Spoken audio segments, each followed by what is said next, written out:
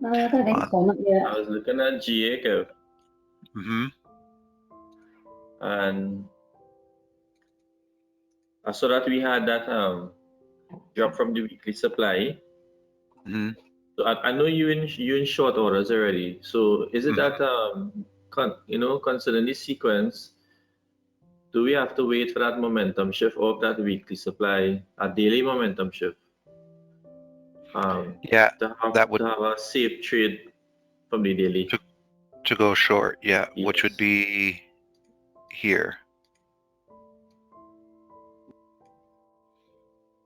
All right. Nice. Yeah, that's one of the topics I wanted to discuss today. Was something that we started talking about with price being heavy or light. It's something that I'm going to talk more about as you guys start to, because you're starting to see how the market is very organic. It's very, it's like a living creature. The Yeah. way it moves, the way it responds, the way it reacts to things. It's very much alive. It's very much part of how the world works, how nature works. It's really quite incredible. And the more you start applying what you know to be true about nature and physics and all that sort of stuff, when you apply it to the markets, you'll see how it's very very similar in many ways. Okay. So we started talking about price being heavy and price being light. Can you guys just tell me what you got out of those conversations to see where you're at in terms of understanding what I'm trying to get across when I mentioned price being heavy or light? Um, yeah, when you say, like, to me, I think when you say heavy, is like it's sort of how can I explain it? It's like lots of price action, like moving in one solid sort of, not solid, but like one direction, Mm-hmm. like down or up, or like, but continuous, like continuous, where it's like a full, oh, I can't, I'm probably not explaining it properly, but Yeah, I think you're on the right yeah, track there. yeah, I know what I mean, but yeah. Yeah, so like for instance, if price is heading up into a monthly supply zone, okay, and the trend was up on the monthly chart. Mhm. For it to be trending on a monthly chart, that means it's like a Mack truck coming at you. It's like a major, big garbage truck coming right at you, or a massive bus coming at you. Yeah. The momentum that it would have to build for there to be a monthly uptrend, you have to have 4-hour uptrends turning into daily uptrends, turning into weekly uptrends to facilitate a monthly uptrend. Okay. Mm-hmm. So for momentum to shift on a 4-hour chart, it doesn't take that much, right? You watch a Yes. chart and you look at a 4-hour momentum shift, it doesn't take that much. But how much does it take to create a daily momentum shift? It takes a little bit more effort to make a daily momentum shift to the upside, right? Yes. Mm. Like the 4-hour chart needs to be ranging, and then it needs to take out supply, and then a higher high has to be created, and then you have a momentum shift on a daily chart. Mm-hmm. For momentum to shift on the weekly chart, it takes even more effort. So momentum has to build on the 4-hour, momentum has to build on the daily, momentum has to build slowly on the weekly, and then boom, momentum shifts. So it's almost like when you drop a ball. When you drop a ball and you leave it alone, momentum dies. Each time it bounces off the ground, it bounces less. Okay, it bounces less high each time. But if you drop the ball and it hit the ground and it came up and you slammed it back down with your hand, it builds momentum. And each time it comes up, you hit it harder, it builds that momentum more and more and more, and the ball will go higher and higher. And that's how momentum builds on a chart for there to eventually be a monthly uptrend. Okay. Yeah. So by the time a monthly uptrend is in play, when it contacts a monthly supply zone, there is a lot of force coming up here. Okay, so if there is a certain type of meter that we could use to evaluate the amount of force being pushed up to the upside here, let's say there was a meter that we could apply to the force of price, and the highest reading is 100 and the lowest is 0. Okay, the force coming up here to hit this monthly supply, let's say it is a 80. Okay, it measures in the scale of 80. Now, once it hits supply, price is very light, what I'd call light, because we're going upwards. Okay, when I'm talking about price is heavy, it's the force being downwards. Okay, so if price is very light because of the force being upwards, if you're going to switch that force to the downside, it's going to take a lot to slow down this pressure that's being pushed up on price and to reverse it going downwards.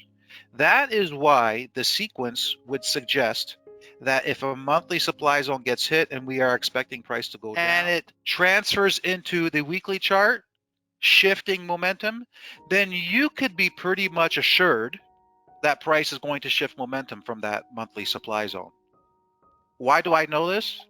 Because when you study the charts long enough, you start to realize that if the institutions were not interested in shifting momentum at that monthly supply, they would not hold formations on the 4-hour chart, and they would not hold formations on the daily chart to eventually create the formation of momentum shifting on the weekly chart. Okay? They wouldn't do it. Okay. So at this point, when price is hitting this this monthly supply zone, the force is to the upside, and it's really, really light because the force coming to the upside is like an 80, maximum is 100. 100 would be like, okay, and let's draw something different. Okay, we have a monthly doing that, and we have it's uptrending, and we have demand created, and price comes down to this demand zone. So would you consider price to be light or heavy at this point? It's dropping down into a monthly demand zone. Heavy. I was gonna say light because we don't have a trend down. Okay. What do you think, Jay? You guys can type. Steve, what's going on? Are you there? You got your mic. Let me see. Can you hear me? Yeah, you're unmuted. Okay, can you hear me? Yeah. Oh, cool. Okay. So price makes contact with a monthly demand zone in an uptrend. Is price heavy or light? I think it's going to turn to coming down. So I'd say coming down to it is heavy. Coming down to it, it's heavy, and then it contacts the monthly demand zone. Then what? Then it'll be light. It's got to make a little reaction. Okay. So Yeah, remember that's what I meant. I thought it was. I was thinking, yeah, coming down is heavy, going up is light. No. Yeah.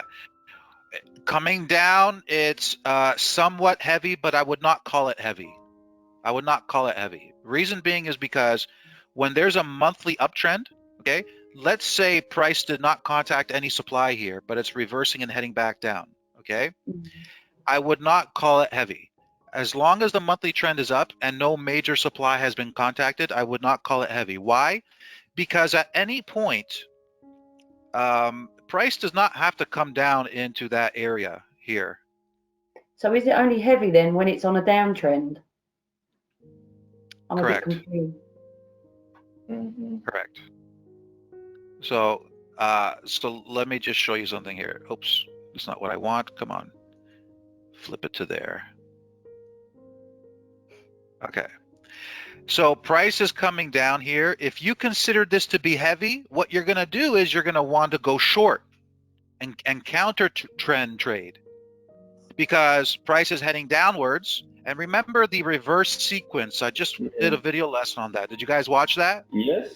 So remember the sequence has to do with price accumulating momentum. in order to facilitate some type of move. Okay, because remember, when price, there's so many sequences in the market, it's crazy.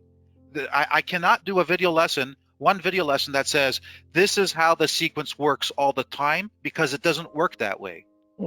I could explain to you the concept of the sequence, but then it's up to you to put in the hours in the charts to determine what the sequence means on this specific chart and what it means on this other chart and what it means on this other chart. Every chart's dynamic is different. You have to build up the knowledge and the understanding of what the sequence is and how it works. Once you understand what it is and how it works and its very nature, then you can look at any chart and incorporate that understanding of the sequence into the chart, and then voila, now it starts to make sense, and now you'll know what price is going to do. So price is upward trending on the monthly chart. Now the reverse sequence, you start to see it happening, because 4-hour uptrends were creating daily uptrends, were creating weekly uptrends, which was facilitating a move up on the monthly chart. Because remember, this last portion here, I'm going to draw a circle just to point out something here in a different color. Okay. Remember, this last portion here where price was rallying up like that, okay? This last portion here, remember what was happening during that point. There was 4-hour uptrends, daily uptrends, weekly uptrends facilitating that move to the upside, right? Yeah. All throughout here. There's all these type of trends. So when price starts to turn around and head down, what do you think is happening to all those trends? All those nice structures that were being created to facilitate